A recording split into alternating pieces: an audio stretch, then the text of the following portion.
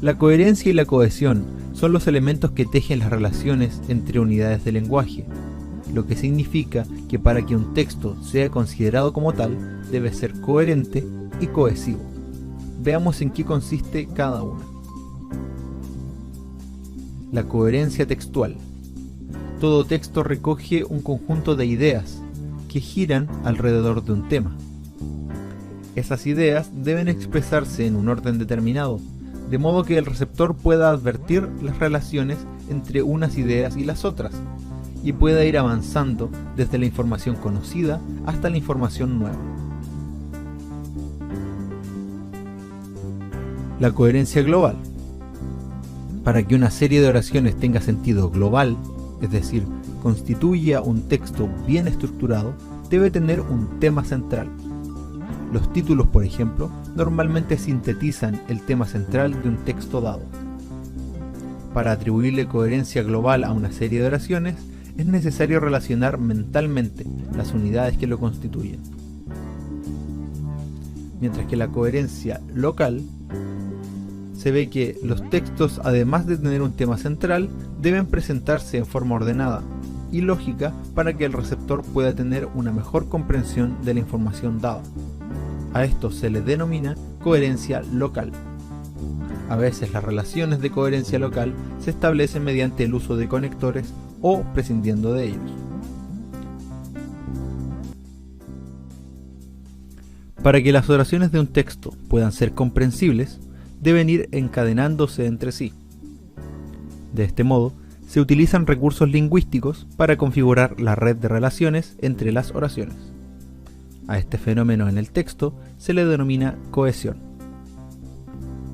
La cohesión textual utiliza los siguientes mecanismos: correferencia, pronominalización y uso de conectores. Veamos en qué consiste cada uno. La correferencia es un mecanismo que tiene la lengua para establecer vínculos entre diversos elementos de los enunciados de un texto. Consiste en la reiteración de personajes, hechos, lugares, procesos o ideas a lo largo del texto, por medio de palabras o expresiones sinónimas. Tiene como finalidad asegurar la continuidad semántica del texto. Veamos un ejemplo. Sismo 5.4 Richter asusta a los santiaguinos. El movimiento se habría sentido entre las regiones de Coquimbo y el Maule. El epicentro se habría registrado a 6 kilómetros al este de Colina, según informó la Oficina Nacional de Emergencias del Ministerio del Interior, ONEMI.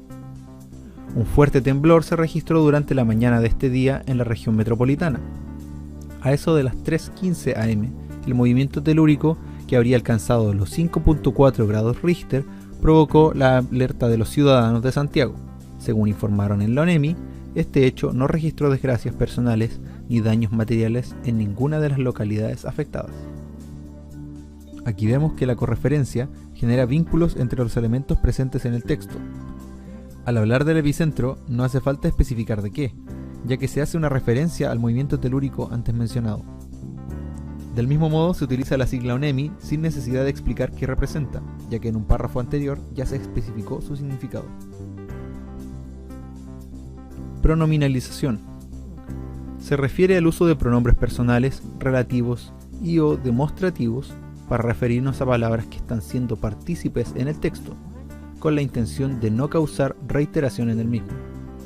Nuestra gramática considera 4 tipos de pronombres: personales, como yo, tú, él, ellos y nosotros; pronombres relativos, como qué, cuál, quién, cuánto y cuáles; demostrativos, esa, esos, ese, esto, aquellas y este; y pronombres posesivos, como tuyo, mía, mi, ti y nuestro. Veamos en el siguiente texto un ejemplo de pronominalización. Personal de la 12ª Comisaría de Carabineros detuvo a 3 sujetos que se desplazaban en un vehículo encargado por robo durante un operativo de rutina en la intersección de las calles Álvarez de Toledo con Santa Rosa, comuna de San Miguel. Los individuos, 2 de ellos con un amplio prontuario policial, fueron identificados como Hugo Catalán, de 31 años, Rodrigo González, de 28, y Mario Díaz, de 35. Sin embargo, estos declararon no tener conocimiento de la procedencia del automóvil. Nunca las transgredo, las normas son para respetarlas, porque las crearon para eso, declaró uno de los detenidos. En este ejemplo vemos que el uso de pronombres previene la iteración de sustantivos. El tercer mecanismo corresponde a los conectores, palabras o expresiones que nos señalan las relaciones existentes entre diversas estructuras, palabras, frases, oraciones y párrafos, y nos permiten organizar las ideas en un texto. Los conectores sirven para diversos tipos de relaciones, y su función quedará sujeta al contexto del enunciado que conecten. Recuerda, los conectores son palabras que nos señalan las relaciones existentes entre diversas estructuras. Estas relaciones pueden ser de enumeración, en primer lugar, a continuación, por último, de oposición, sin embargo, mejor dicho, o pero, conectores de causa, como dado que, porque y pues, de ejemplificación, por ejemplo, así como muestra, de valoración, por supuesto, en mi opinión, sin duda, y conectores de consecuencia, por lo tanto, en consecuencia, por consiguiente.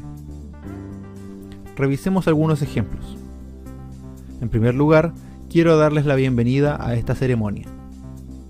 Al tener varias ideas que expresar, se puede usar un conector de enumeración antes de cada una. Nosferatu es una gran película, pero un poco lenta. Aquí vemos dos ideas opuestas. Un conector de oposición será la mejor opción. Se fue del país, dado que le ofrecieron un buen puesto.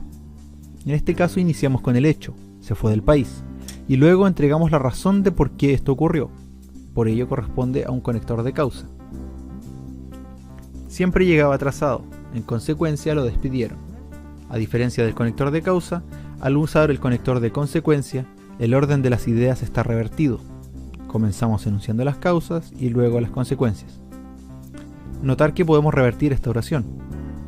Lo despidieron, pues siempre llegaba atrasado. Aquí, al revertir el orden de las ideas, simplemente usamos un conector de causa.